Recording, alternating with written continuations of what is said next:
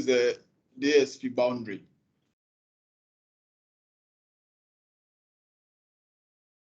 So I want to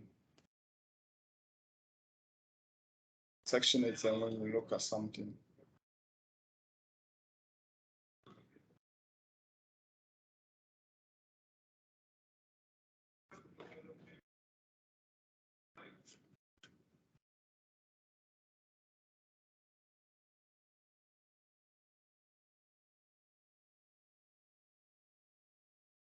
So this is how it looks like. We know in geology where we have intense, where there's deposition like this, definitely there's shearing that goes on. So this is the hanging wall of the shear, and this is the foot wall of the shear. That is the idea. So before we continue, I want us to quickly, if you look at the shear, make it transparent. If you look at the shear, you realize that the top part, there are no data, so which we have to trim it off, and also use the topo as we use the topo to trim it off. Also use that as a guide as we go along to create the various lows. From the beginning, I made you understand that the parallel boundary is not used for proper estimation of our loss. It is only used for the domain zero. That is the discontinuous load or mineralizations inside the deposit. You can also use the shears. That is, it depends on what you want to do. To estimate your domain zero, but that is if you don't have lows outside the shears. If you have lows outside the shears, you can use that one. But if you don't have lows outside this shear zone, then you can use that. So in our mapping, when you are doing the initial exploration, you're looking for shears. So the shears controls the mineralization. So in leaf rock, this is the idea of the shears. So it is our mineralization is bounded by two main shears, the hanging wall and the foot wall. So let me quickly create the topo for us to continue. The rest, I think, from the ASP boundary to the shear, the procedures are the same. It's just the difference comes when you create multiple loads. So you have to create the veins and set the vein interaction, but it's the same method we are using. So I want to clear the scene from here. Then the position, the color, I just bring it in.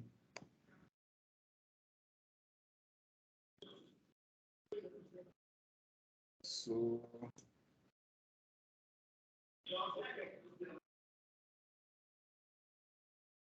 just have to increase the line radius to. So this is Abore color. So if you look at it, you see that there was GC drilling down here. There was GC drilling. So the top one is the original color, and that could form a better topo. If you use everything, you're going to get a zigzag because it's going to form a triangle up and down. It wouldn't look nice. So we want to query and then take off the down ones and then leave the top ones alone. So if I'm going to do that, I just have to export the color. If you right click and go to export, you okay it. I just have to find a place in my desktop to put them in. I'll put it in Abari. So if I browse,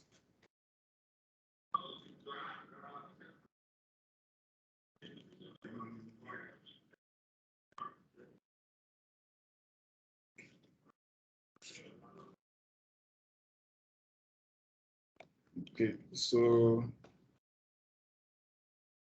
this is it. Before that, let me do the. So if you click on this,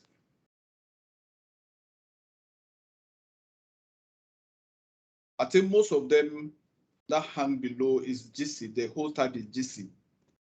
So I just have to double click on the color. Then I drop down to query. Then I built a query. Then the column would be you looking for the color ID. Or sorry, you're looking for the whole type. Color dot whole type.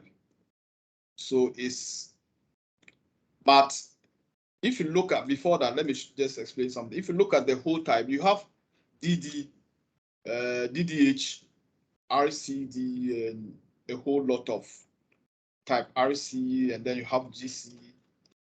So I don't want the GC. The GC, the whole type equals with GC are those below. So I don't want them. So I just have to build a query to take them off so that you see something. So I just click on build query. Then color.whole type is not GC. So apply. So it means that all these are not GC. So you wouldn't see GC on them. All these are not GC. So I just have to save. So whole type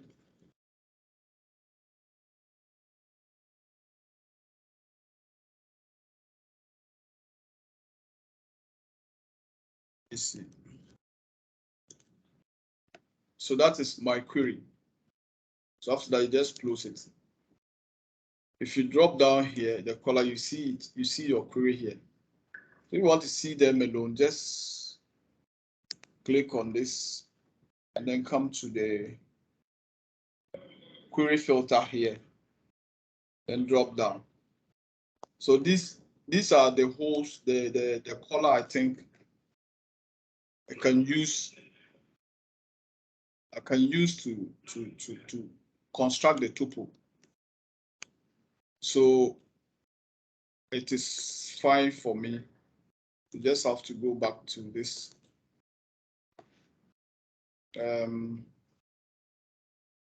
So let me just control find.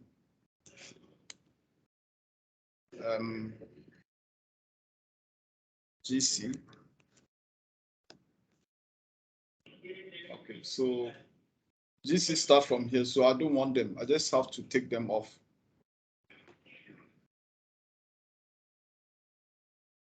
Just have to take these ones off.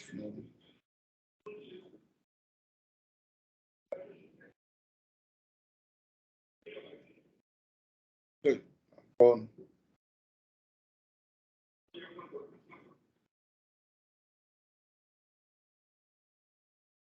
So this is where GC ends. You just have to delete them. So if I delete them, I don't need this and that. I don't need maximum color. I don't need this one. Just need the X, Y, and Z. So I'm going to save it as, let me save it there as topo. Then I okay. Okay, so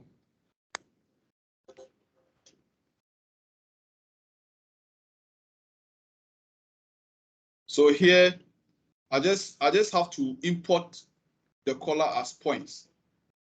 So in leapfrog, we have the points here, points file here. So I just right click and then say import points. So this is the topo, the points that we have created. So over here, you just have to click, you have to drop to pick it. It's X. So Y, it's Y here. Then Z. Yeah, Finn, what's up? Hello. So I've finished that. And this is the points. So to create the topo, you just have to come to topography and right click, add new topography from points. So pick that. Let it remain as topography. When you drop it, this is what you see, but it's not real. So it can't be so flat like that. So to get it at least close, you have to work on the surface, the surfacing, surface resolution. You see that is 300. So let me just give it 2.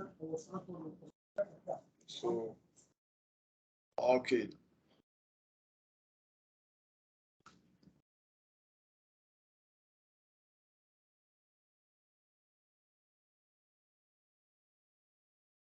It's running.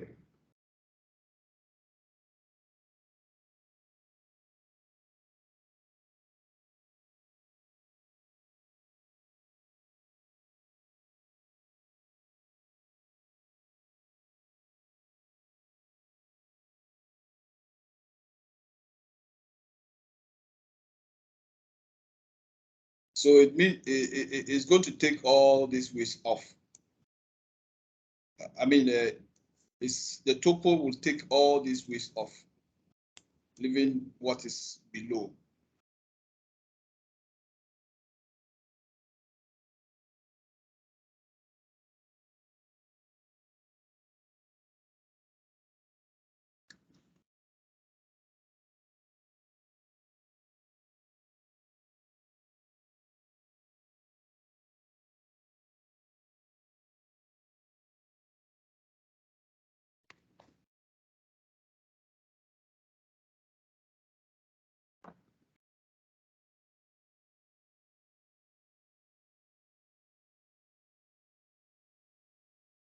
Mm.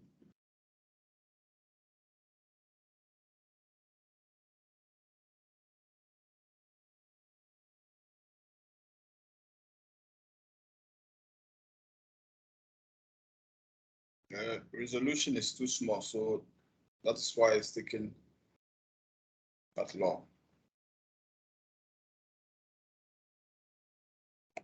Okay, so it's done running. At least this is better than it being flat. So that is why you can get. But I don't want us to link the topo now because it will take long time to run. If you're going to link it, we just have to double click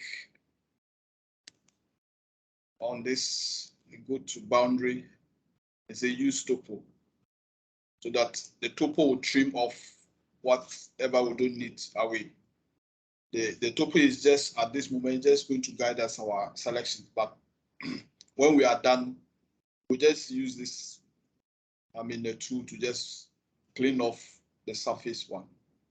I don't want to activate it now because it takes a longer time to run when we are updating something. Okay. So now we go to the lows.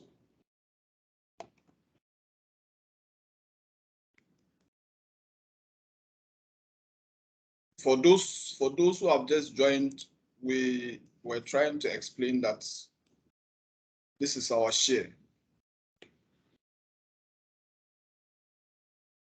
And so this is our shear.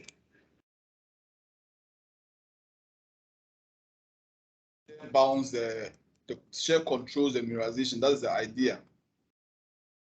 And this is the ASP boundary. So we go the same way to create the loss.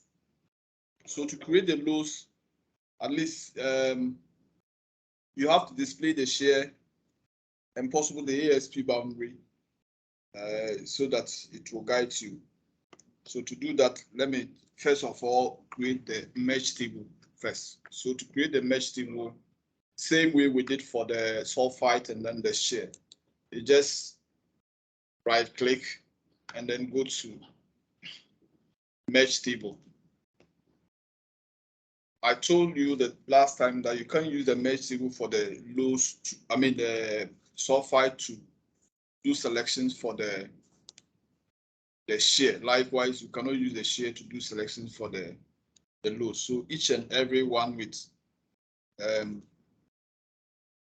each and every one has the mesh table. So I think these two are okay. So I just have focused. This is sake. Mesh table.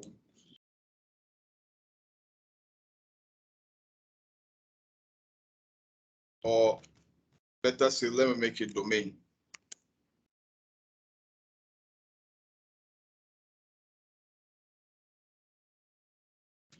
Yeah.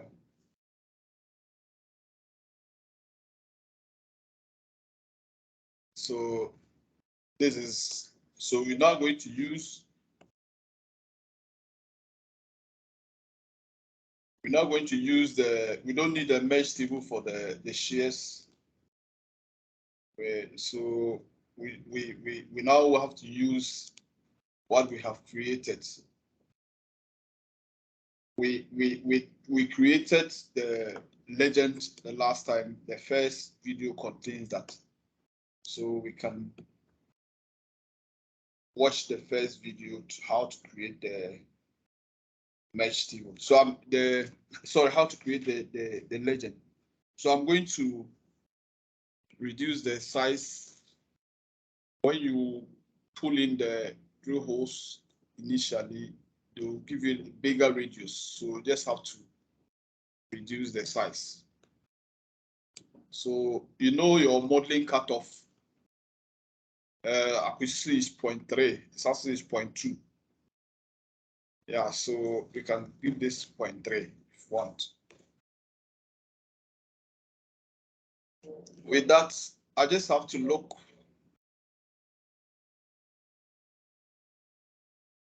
We take this off. So I just have to draw a section. Look down and just draw a section.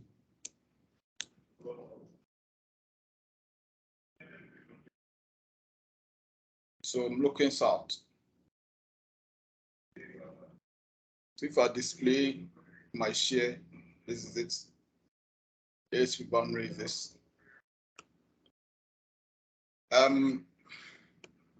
You have to decide the names you want to give it to the domains that you are creating. For me, I want to say, okay, this is the foot wall of my shear. So I just, whatever load or domain I am getting in this, on this side of the shear, I just have to put it, I just have to give it foot wall, load. And whatever load I'm getting on the hanger wall of the shear, I just have to give it a hanger wall load. And whatever you are getting on the center, I just have to give it main load. At the end of the day, your main load actually should be the biggest one that has loss of sample. Yeah, the one that have greater volume. So that's that. You just want to change this to black. So at the end of the day, this area, we don't need it. We can also produce a string. a base string to cut this one off. So that one too, you don't need it. If you want it for future, fine. Future update when there's drilling to fine. We can leave that site. Yeah, so 0.3 is fine. But before that, you have to create the selection. So we know we create a selection for pyrites, create a selection for the shear. So we have to create selection for the domain, because that is what we use to model the domain. So we have to right click and then just go to selection.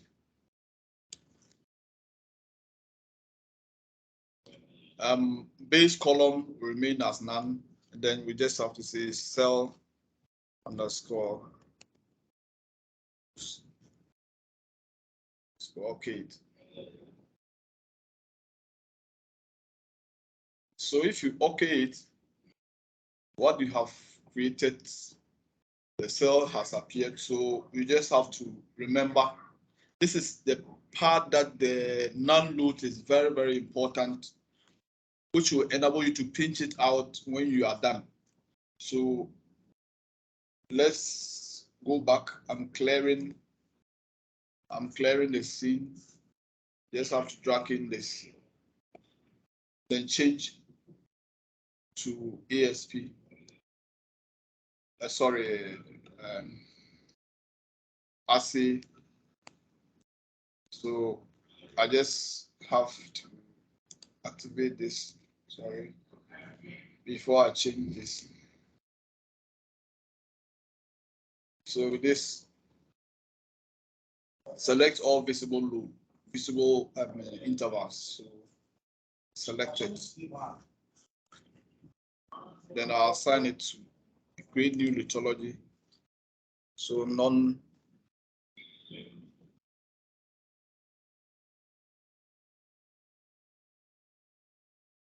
I want this to be green.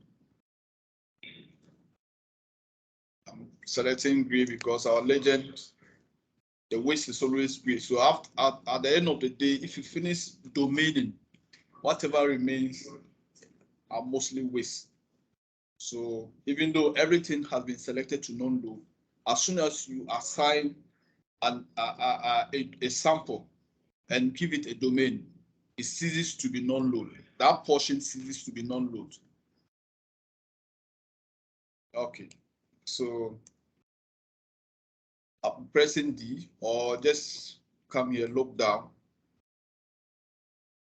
Wherever you, I just want to start from where there's a nav drilling, but at the end of the day, we still have to come back here. So whichever, it's back and forth. So just do that. When you create the section, the slide width give you very wider one. So you just have to bring it down. Here, I think the drill hole spacing is good. Let me just give it 10 and give it 5 here. Going to looks out. Yeah, so now bring the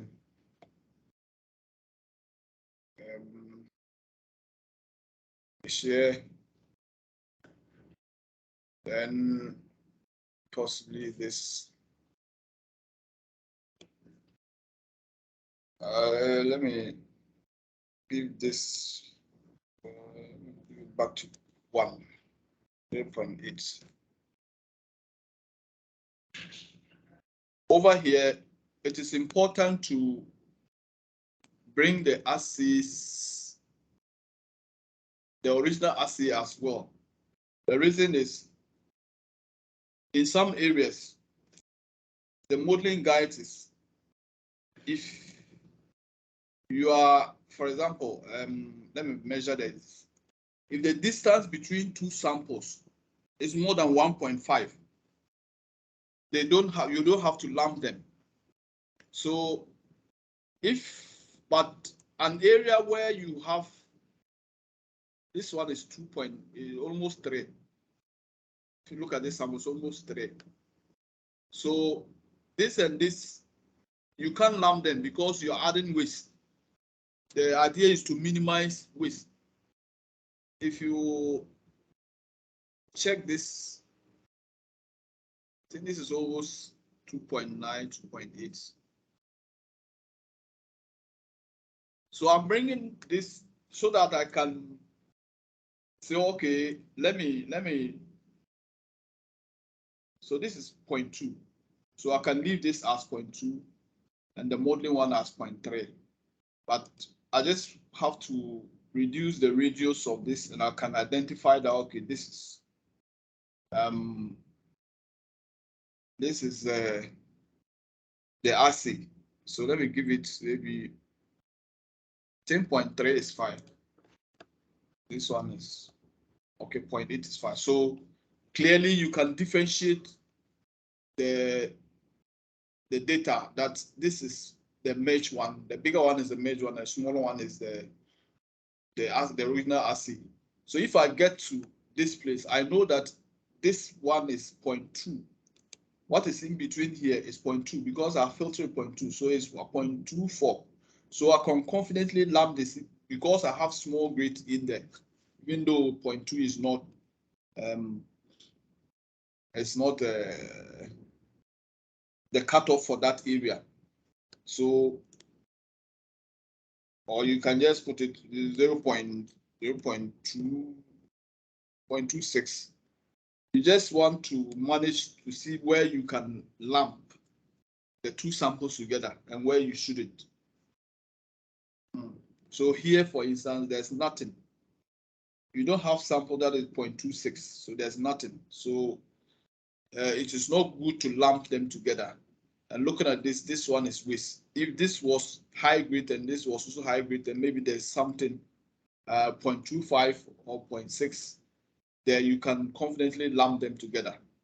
But there's nothing like that. And this is looking at the legend, this is 0 to 0.5.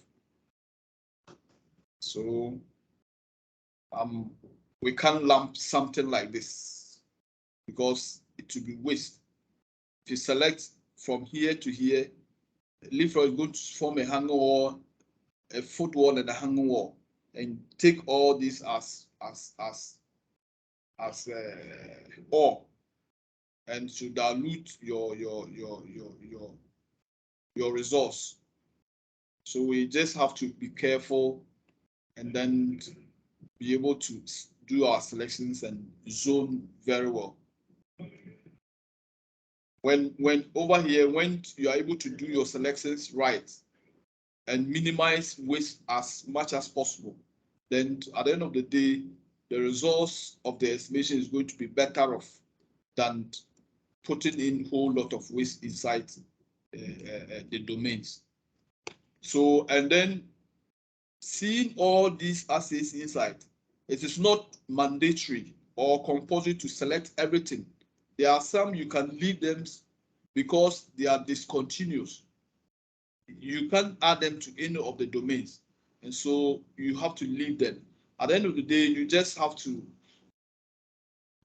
those spotty or discontinuous rows have to go. You have to construct a numeric model to cater for those small samples that are there, and that they can be named as a discontinuous load or whatever you want to call it. So that is by way of the rules of the modeling. Okay, so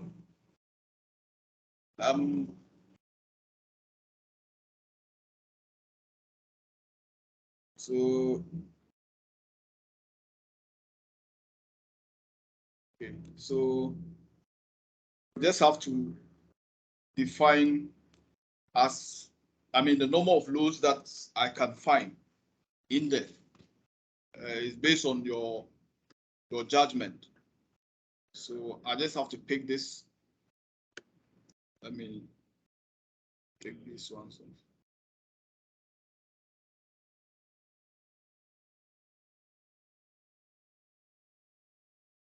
Okay, so I just have to pick this tool And then based on my own judgment, I'll take this. This one is in a different section, so you will not see it highlighted until you get to that section. So I can pick this and I assign it.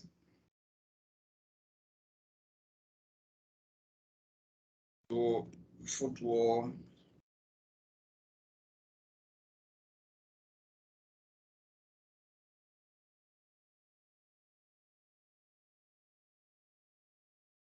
Then I can pick this, can add this,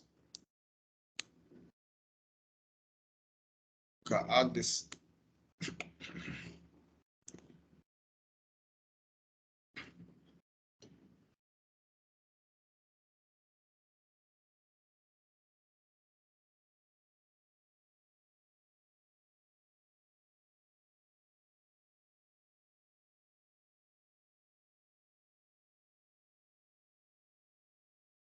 So so ideally, because these ones are exploration data, if you are not going to estimate it, if you are not going to estimate it and you just want to model it so that when GC comes, then you update, then you can confidently add things like this together so that when there's enough drilling in future, then you can, based on the small section that GC will come and then do your update there and trim it down very well. That is it. But if you think that you are just doing this load to run an estimate, then it wouldn't be good lumping things together, especially when it is for mining. For exploration model or resource model is better. But if it is for mining purposes, like GC, and you go and add something like this, it's not right. Or you lump this to that, it's not right because of the spacing here. Somebody can take hold this here and then run an estimate. It's not right. And let me say it again, that for this one, even though this one is at the hanging wall of the shear, when I get to that place, because this section, there's no any other assays, and it's only this one, I can select it for the main domain because the main domain is our major domain is priority and it's still on that trend. The rule is when you are finding a sample here, which is only one, and then there's nothing here, there's nothing here, and because it is the main domain, if you go to pick that sample here and assign to the main domain, it's giving you an undulated, it's going to be crooked, a kink, and that one, I don't think that data mine has dynamic anisotropy to be able to deal with that.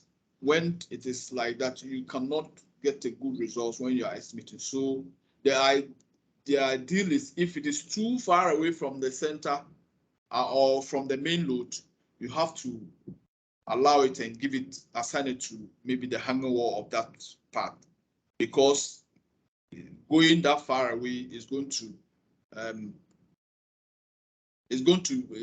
give you an undulated structure, a very strong folded ore body, which is not the best when you are going to estimate it. Yeah. So for that, I can just pick this and leave this and give it.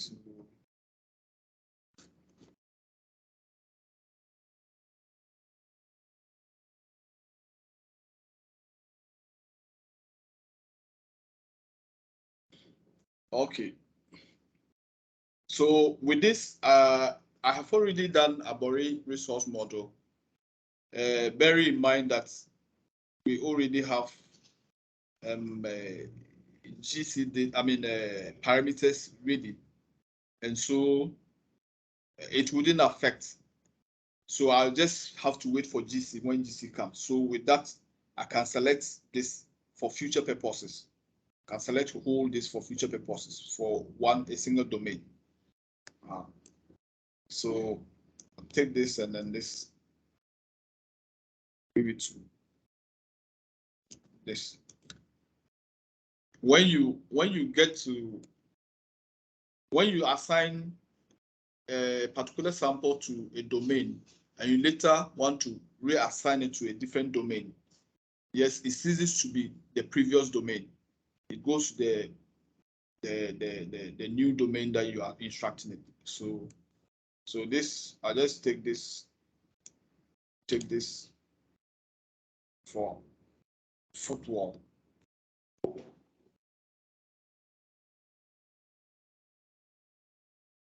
And so when it gets to this side, no, if the hanger wall here, when you set the very interaction, it's going to terminate it.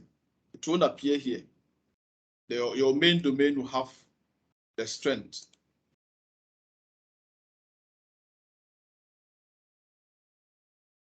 So there are times because you are moving faster, you may forget to, for example, this is the hanger wall side.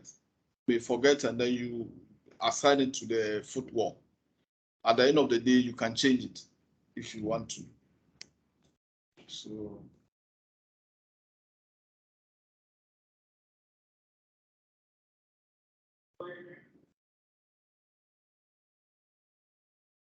you just have to be careful. I mean, do it for some time before you get used to which side is which and which side should go to which domain. So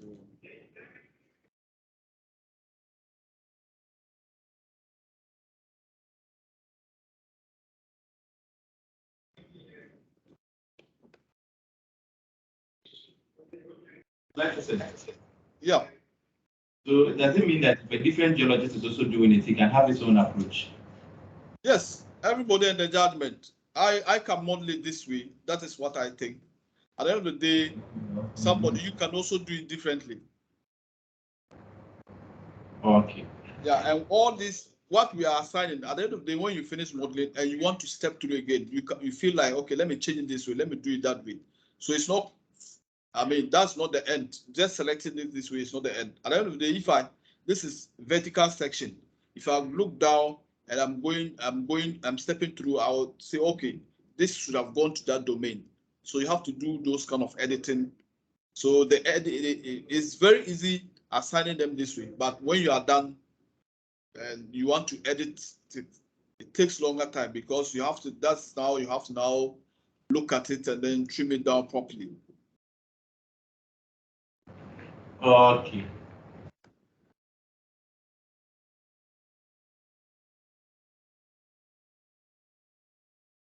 So let me take this.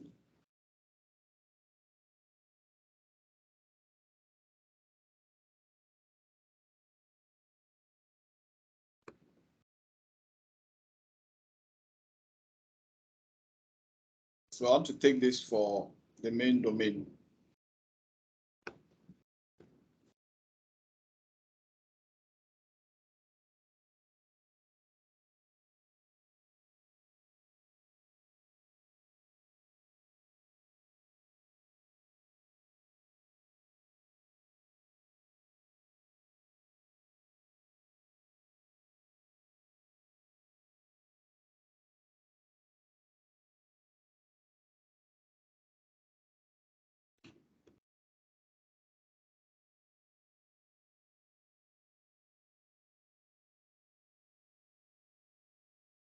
So basically, until we are done with this is what we'll be doing. You step through till you finish everything.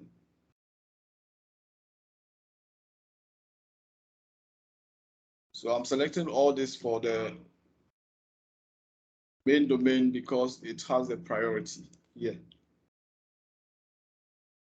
can take this, and it's actually not good to select one sample for a domain. You just have to know the concept. It's not good to select a single sample for a domain. If it's about 2 samples, that is fine. But 1 sample isn't the best. Yeah. So you just have to understand the concept here.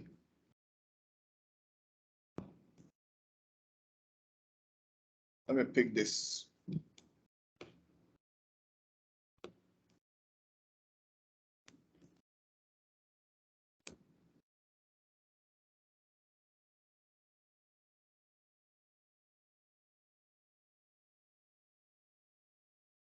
So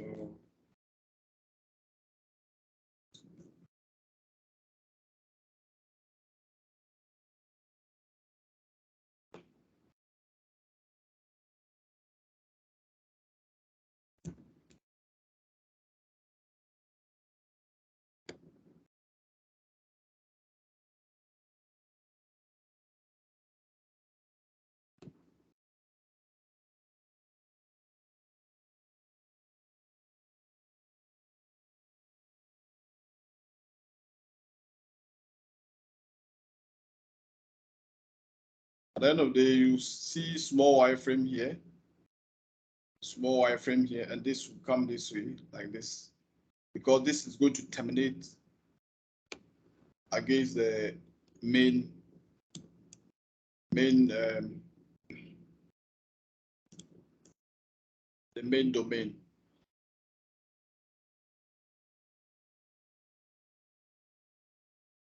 Same section.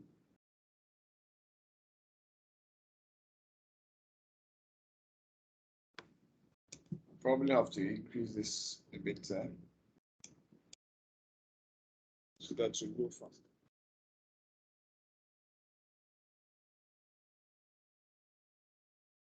Good.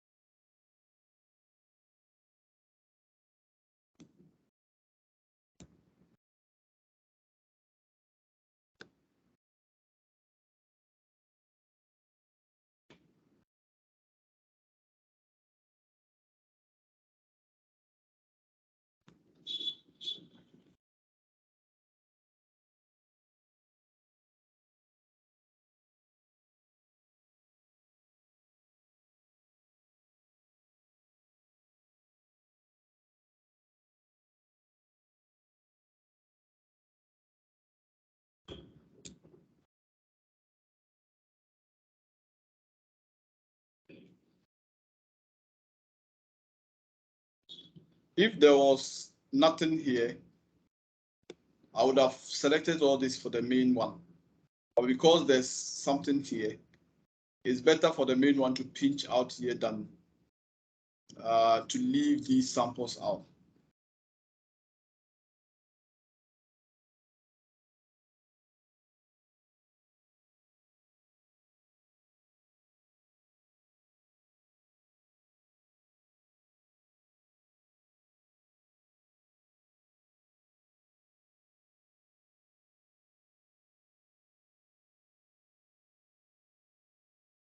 At times, so you have to look at the sections below.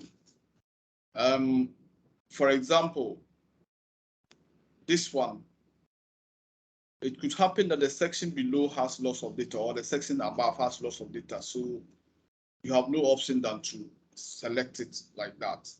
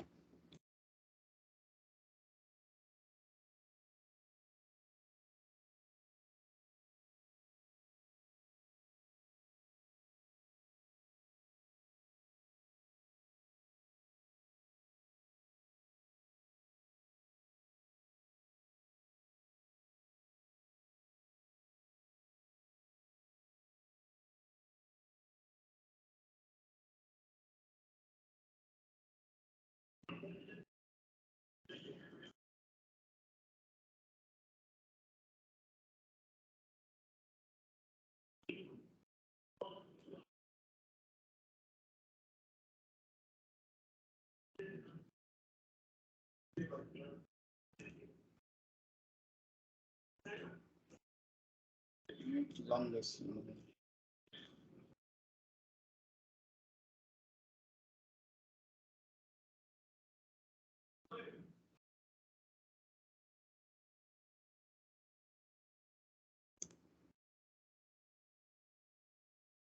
The reason why you can lump this and this together is the way the orientation of the drill hole. You see how it is oriented. So if you lump it, it's not a problem.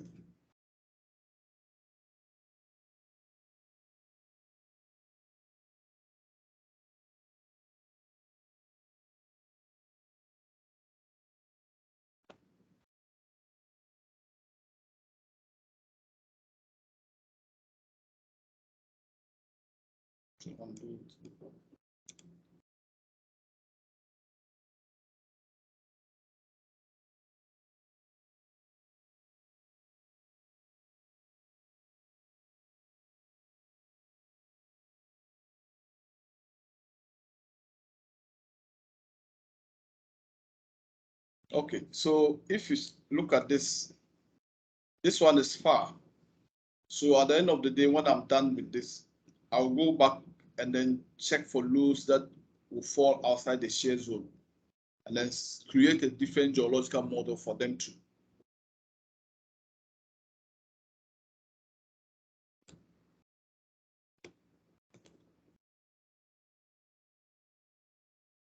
Sorry.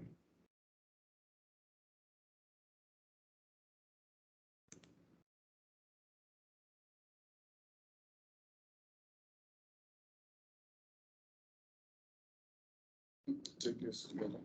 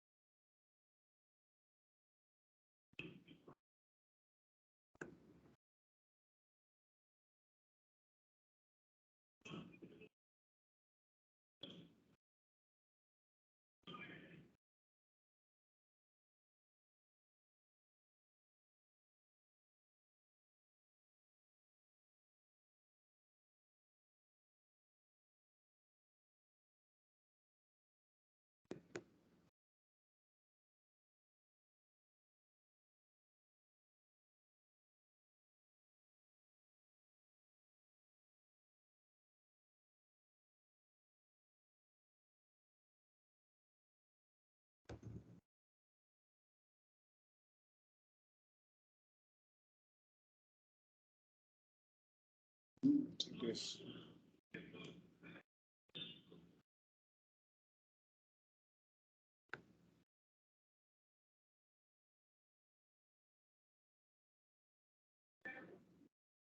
I want the main one to go this way. I want it to curve this way. So I can use polyline when I'm doing it. So I'll select this for this. if you take it this way, at the end of the day, this has to come this way, which will be odd. So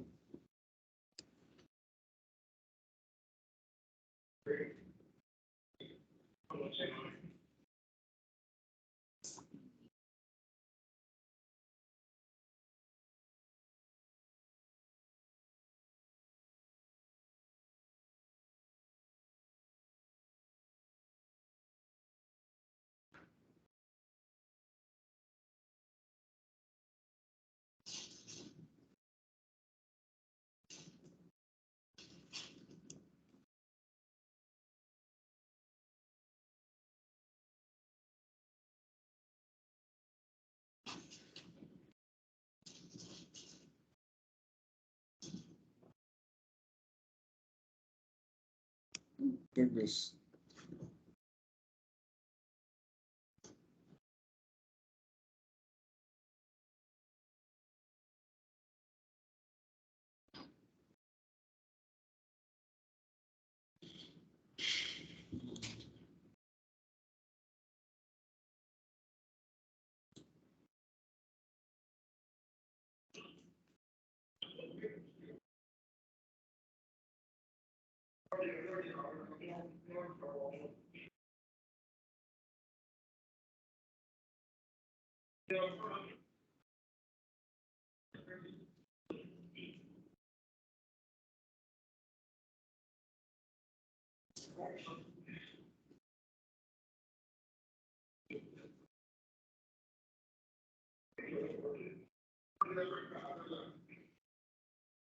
I'm dodging here.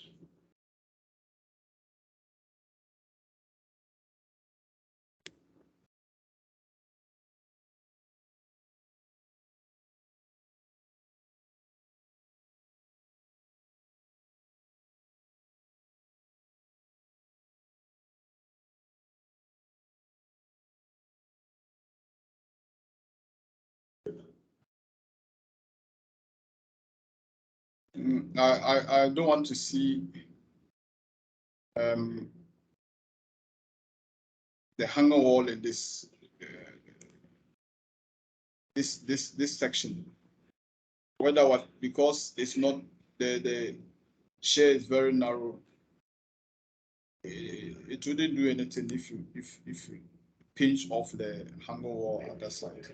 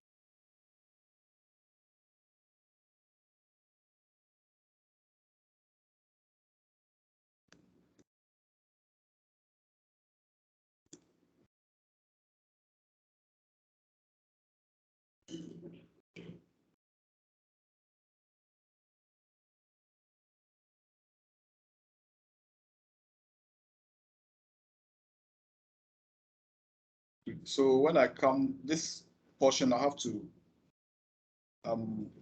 remove the shear and give this one to maybe close outside the shear. So here you can choose what to pick and leave some, because they are too scattered. You can't pick everything. So I'll take this because of this being hybrid.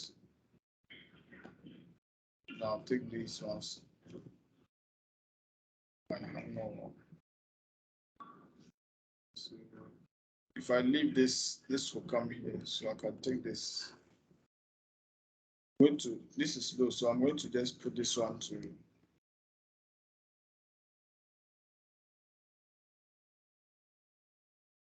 So I'll take this, that's okay.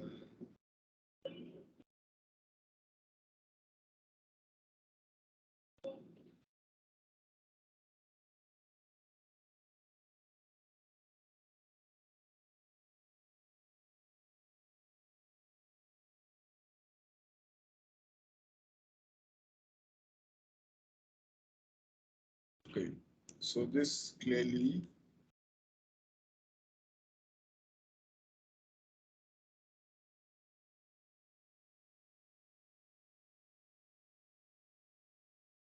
Let me take this now.